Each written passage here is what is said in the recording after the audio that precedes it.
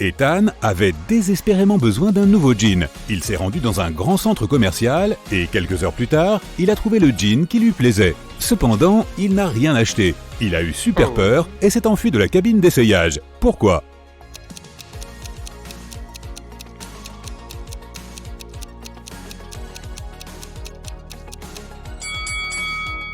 En jetant un œil dans la cabine d'essayage, Ethan a vu que le visage d'un type se reflétait dans un grand miroir alors qu'il lui tournait le dos. Ce n'est pas comme ça que les miroirs fonctionnent, ni les humains. Il y avait donc quelque chose de très étrange ici. Caroline est toujours en retard au travail. Chaque fois qu'elle entend son réveil, elle l'arrête et continue à dormir. Son patron n'était pas du tout content qu'elle soit tout le temps en retard et lui a dit qu'il la renverrait si elle n'arrivait pas à l'heure au travail. Quelques jours plus tard, Caroline fut de nouveau en retard, mais son patron était de bonne humeur. Alors il lui a proposé une énigme. Si elle réussissait à la résoudre, elle ne perdrait pas son emploi. Caroline a accepté et le patron lui a posé cette question. Pendant quel mois les gens dorment-ils le moins ? Cette fois, la chance était du côté de Caroline. Comme promis, le patron lui a donné une dernière chance. Alors, de quel mois s'agit-il ?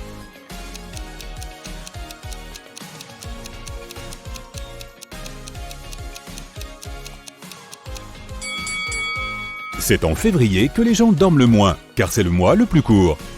Maintenant, une petite devinette. Qu'est-ce qui peut voyager autour du monde, mais reste toujours dans un coin ?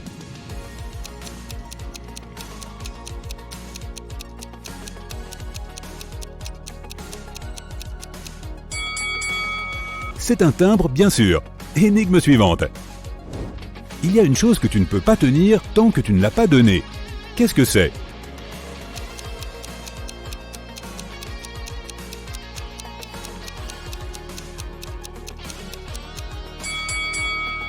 Eh oui, c'est ta parole. Samedi dernier, Karen est partie en excursion dans un château gothique. Soudain, elle s'est perdue et s'est mise à errer dans le château. Quelques minutes plus tard, elle a aperçu une silhouette qui se dirigeait vers elle. C'était un jeune homme. Il s'est approché d'elle et Karen lui a demandé qui il était. L'homme a répondu « Eh bien, il y a une chose qui passe tout son temps par terre, mais qui ne se salit jamais. Et d'ailleurs, je n'en ai pas. » Karen s'est immédiatement enfuie. Pourquoi ?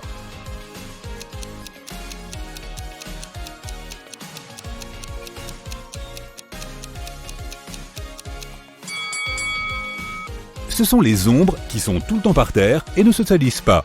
Si cet homme n'en a pas, c'est que ce doit être un vampire. Jasper est sorti sous une forte pluie sans rien pour se protéger. Pourtant, ses cheveux n'ont pas été mouillés. Pourquoi ?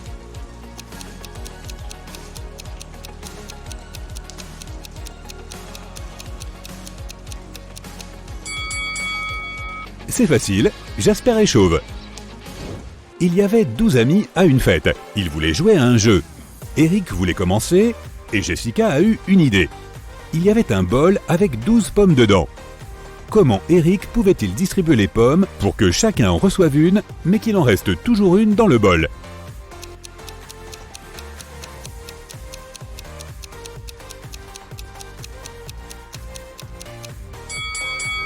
Eric devait donner une pomme à chacun de ses amis et la 12e personne devait recevoir sa pomme dans le bol.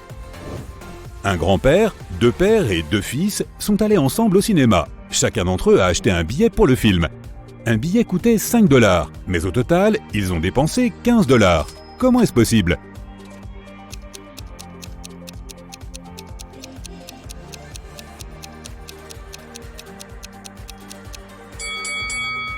Comme un billet coûte 5 $ et qu'ils ont dépensé 15 $ au total, cela signifie qu'ils ont acheté 3 billets. Le grand-père est aussi un père, et les pères sont aussi des fils. Un jour, tous les animaux d'une ferme ont reçu une certaine somme d'argent. Le canard a reçu 11 $, l'araignée a reçu 44 $ et l'abeille a reçu 33 $. Il y a une certaine logique derrière ces sommes.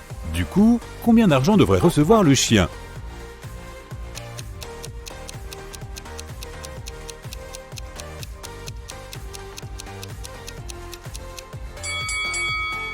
Le chien doit recevoir 22 $. Les animaux ont reçu 5 $ et 50 centimes par patte. Un canard a 2 pattes, une araignée 8 et une abeille 6. Comme un chien a 4 pattes, il doit recevoir 22 $. Sur la table, Il y a une rangée de 6 tasses. Les 3 premières tasses sont vides. Les tasses numéro 4, 5 et 6 sont pleines. Tu dois changer l'ordre afin d'alterner les tasses vides et pleines. Tu ne peux toucher qu'une seule tasse et tu ne peux pas pousser ou déplacer les tasses à l'aide d'une autre tasse. Comment fais-tu ?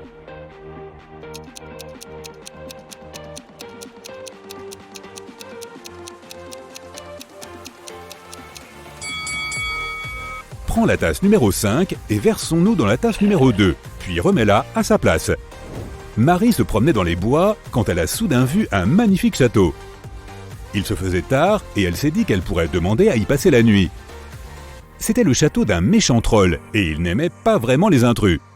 Marie fut capturée et enfermée dans une pièce sombre avec 2 gardes. Le troll lui a tout de même donné une chance de s'échapper. Il y avait 2 portes dans la pièce. Une porte menant à la liberté et une autre qui était verrouillée. Les gardes savaient quelle porte Marie devait choisir pour être libre.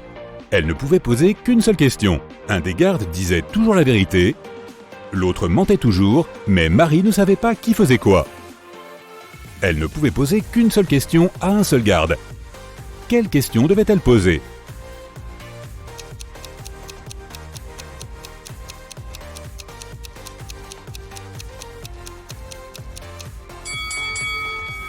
Si Marie dit « Si je demande à ton collègue de me montrer le chemin vers la liberté, quelle porte indiquera-t-il » Quel que soit le garde, il montrera la porte verrouillée. Celui qui ment montrera la mauvaise porte. Celui qui ne ment pas montrera aussi la mauvaise porte, puisque ce serait celle que montrerait celui qui ment. Ainsi, Marie pourra savoir quelle est la mauvaise porte, et elle doit choisir l'autre. Marlena a demandé à son mari, Jérôme, d'acheter à manger. Elle lui a laissé une liste de courses. Marlena voulait qu'il achète du pain, 2 briques de jus d'orange et quelque chose qui doit être cassé avant de pouvoir être utilisé. Qu'est-ce que Marlena voulait que Jérôme achète ?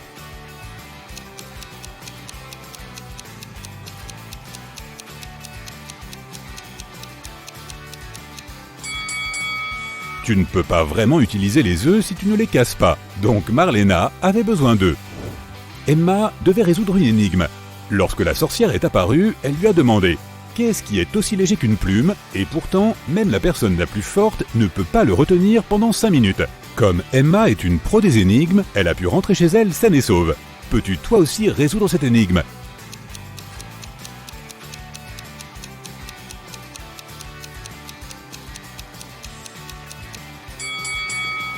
Seul ton souffle peut être aussi léger qu'une plume, mais tu ne pourras pas le retenir longtemps. Eric, Samantha et Charlotte jouaient au volley-ball sur la plage. Il faisait assez chaud et l'un des amis a invité les autres à se baigner dans la mer. L'un d'entre eux ne peut pas aller nager car c'est un robot. Peux-tu deviner qui ?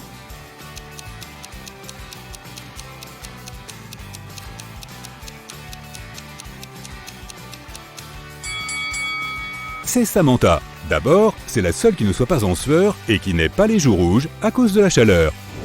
3 hommes essayaient de savoir qui était le plus intelligent. Un type qui passait par là leur a proposé son aide. Il a dit qu'il leur poserait une énigme et que celui qui réussirait à la résoudre serait le plus intelligent. Il a dit « Vous voyez 5 casquettes dans mes mains. 3 d'entre elles sont noires et 2 sont blanches. Fermez les yeux. » Les 3 hommes ont fermé les yeux. Il a mis une casquette noire sur chacune de leurs têtes et a caché les 2 casquettes blanches dans un sac. Chacun devait deviner la couleur de la casquette qu'il portait. Celui qui y arrivait serait le plus intelligent. Les hommes se regardaient, essayant de comprendre comment résoudre l'énigme. Soudain, l'un d'eux s'est exclamé « Je porte une casquette noire !» Comment l'a-t-il deviné ?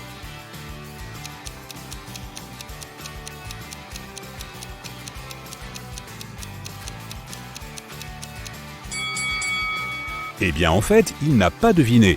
Il a essayé de réfléchir, mais il ne pouvait pas y avoir de réponse logique. Alors il a jeté un coup d'œil dans une flaque d'eau et a vu son reflet. L'oncle d'Henri, Arthur, était un homme riche qui aimait faire des farces à ses proches. C'est pourquoi, avant de déménager dans un autre pays, il a dit qu'il laisserait tout ce qu'il possédait à sa famille, mais personne ne put trouver l'endroit où il avait caché ses objets de valeur et son argent. Un jour, quelques années plus tard, Henri regardait de vieux papiers. Soudain, il eut le souffle coupé. Le document qu'il tenait contenait toutes les informations qu'il cherchait. On pouvait y lire « J'ai caché tout mon argent et mes autres objets de valeur à 15 heures précises sous mon cerisier préféré, juste au bout de son ombre. » Celui qui creusera là deviendra riche. Henri était aux anges, il allait être plein aux as. Il s'est rendu jusqu'à la villa cossue de son oncle et a trouvé ce cerisier. Il a attendu 1 heure environ, jusqu'à 15 heures, et a commencé à creuser. Mais il a eu beau chercher, il n'a pas réussi à trouver le trésor. Perplexe et contrarié, il est rentré chez lui. Pourquoi n'a-t-il rien trouvé ?